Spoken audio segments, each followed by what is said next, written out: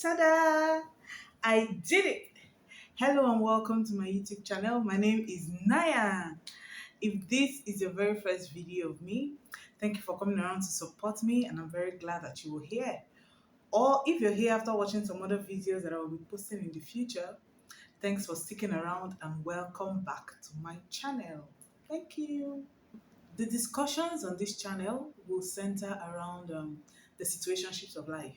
A situationship, as we know, is a romantic relationship that is unclear and undefined. And that's when you get to hear, what are we? Where is this relationship headed? That kind of a thing. On the other hand, a situation is just a set of circumstances that a person finds him or herself in. Life happens. So on this channel, we're going to be discussing a fusion of these two things, meaning that we'll share more about kind of complex, unclear, difficult, or confusing circumstances of life in general, and of course, love. And we're not just talking about these things because they are trendy or because we like to gossip, but while at it, we'll be identifying the lessons learned and also doing a little bit of a reality check within ourselves so that by the end of every video, you can hold on to one thing that has been impactful to you or to somebody else that you may share that with. So I'd like for you to stick around because you're in for a long, joyful ride on this channel.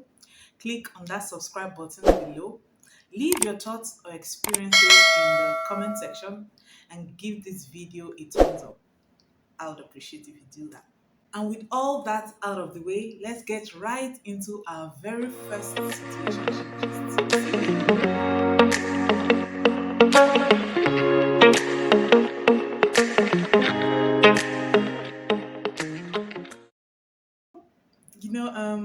You see some things and you wonder, do people still think like this? I was scrolling through the streets of Instagram and I came across this particular post by someone. And it says, I'm not judging anyone. Some married women do hook up, aka ashawo, not because they want to, but they try to keep the shame of their husbands who are unable to take care of the home financially. What's that? Like, what does that even mean? Really? Okay, before I say anything, let's get into the comments. A very wonderful person commented, y'all ladies better thank God that some of you are buoyant too. Do you think that some of these ladies don't have a God-fearing mentality? But the trials of life is crazy. Make no mistakes about it. This shit happens. Who are you to judge? The funny thing is, if care is not taken, some ladies that feel like as if they can't be moved, once such trials hit such a lady, she might even regret why she judged her fellow woman in the first place. And I'm not saying it's a good thing, but shit happens. Leave it to the judge of all judges, which is God, to handle. Amazing. What a wonderful supporting actor. And someone responded to this particular comment and said, I want married women that cheat to keep the same energy for the side chicken and listen to her sub story since na condition make married women do hook up. As a married woman, I say this must be discouraged. Nothing like quoting Bible. The same Bible said do not commit adultery. These same women mock single or married women, but at midnight they do hook up. The problem with people is excuses. People should own their shit, do their wrongs without excuses, because the excuses make them look stupid. And the initial commenter responded and said, Sha, thank God for your own. Me no one they drag this ish. I don't support it though, but you can never cheat fate. I can't shout. Some other commenter on the post said, true, but they destroy their husbands more by doing such while still staying together. The job was on their mind to do. Maybe that was her job before. No matter the financial issue, that is a no-no for a decent, godly wife. And the comment that really got to me said, Stop making excuses, please. It is greed, laziness, or lack of contentment that pushes them. Not because they want to cover their husband's inability to provide. If he can't provide, can't she work or start a business? Can't she be economical to manage the little that she has? Can't she be contented with the little that she has? And which is the truth about this situation? Why didn't or why don't the married women who choose to do hookup to cover up their husband's inability to provide? What happened to finding other wholesome opportunities to cover up the shame of their husbands? Why must they go into shameful things themselves to cover up the shame of their husbands so that tomorrow they will be involved in some other shameful things to cover up the shame? There's a long list of shames, but I'm sure you know where I was headed. So why don't they get a job? Why don't you start a business? Why don't you learn a trade? Why don't you go into some training? Why don't you do some wholesome things to cover the shame of your husband? Why is hookup the only opportunity? And that leads me to that particular comment. That commenter who said, it's just an excuse. What I think is own up to what you want to do. Just say, oh, that's what I want to do. Don't use an excuse. Don't make out an excuse to justify you.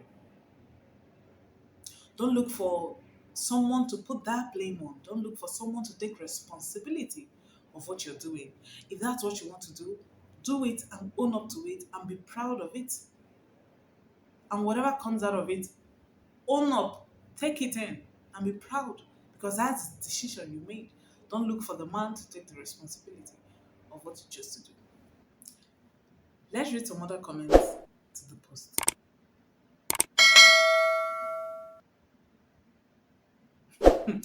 Someone said, when they were marrying poor men, they don't know before. Most do it because they aren't contented. Long throat, na bad thing. And then someone else says, this gender will never take responsibility for their misconduct. They will always look for a way to make the man take responsibility. Damn. And someone else says, Oga, who ashawo they eye. Nothing you want tell me. In other words, na ashawo dey their eye before. So all these one are just cover up story. And also a similar gist to this. That said, my marriage is barely 2 months, and my husband has a habit of chatting up ladies on any social media platform for friendship. Some days ago, we had a conversation on why people cheat, and he said for men, it is exploratory, not really because he wants to have sex with a certain person, but just to meet and talk with the other people.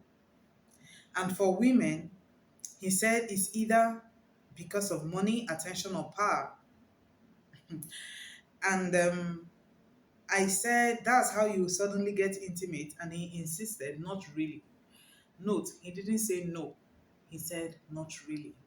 And just a little bit of background that she gave us. She said, we met on Instagram sometime last year, and I got pregnant before the wedding, though. Don't you see that he has a track record? This story is just not funny, but this story is kind of somehow. He has a track record of meeting people online. But he says that it is just exploratory, not necessarily because he wants to have anything to do with the person. But we have one right there in your house, either pregnant or maybe has given birth as at the time of this post, whom you met on Instagram and it didn't end on Instagram. So why tell us it is exploratory and not necessarily because you want to have anything to do with the person? But you know that for women, it's about power, money, and all that. But for men, it is exploratory. Anyways, it's left to the wife to take that excuse. And what lessons am I bringing to light here? So, number one, stop being unfair. Stop being unfair in your relationships and dealings with people. It could be a romantic partner, it could be your family, it could be your sibling, it could be anybody. Just stop being unfair. Do what you want to be done to you. That's one thing. So, be considerate enough, be reasonable enough. Don't be the only person who, take me as I am. That's how I am. Other people also have a way that they are, but your love and care for this person should make you to be reasonable and considerate enough towards them. It could be anybody. Number two, give what you can take. So for these women who are making excuses for themselves, I hope that when their husbands find sugar mummies to take care of them as well, they're going to be okay with it. So you see, if you're not going to be okay with it, then why are you doing it to the next person? And then that brings us to a reality check for the day. Check within yourself. Ask yourself the question. That thing you're doing to that person, or that thing you're planning to do to that person, if it is done to you, I hope you will graciously receive it just the same way you want the other person to. If the answer is no, then you know what to do. So that's about it for today. Thanks for sticking around to the very end of this video. Give this video a thumbs up if you love the video. Hit the subscribe button and the notification bell as well, so you will be aware whenever a new video comes up to the screen. And leave your thoughts and experiences in the comments. Thank you for being here today. Bye. And just so you know, this is my natural hair, beautifully styled by me. So rate my hair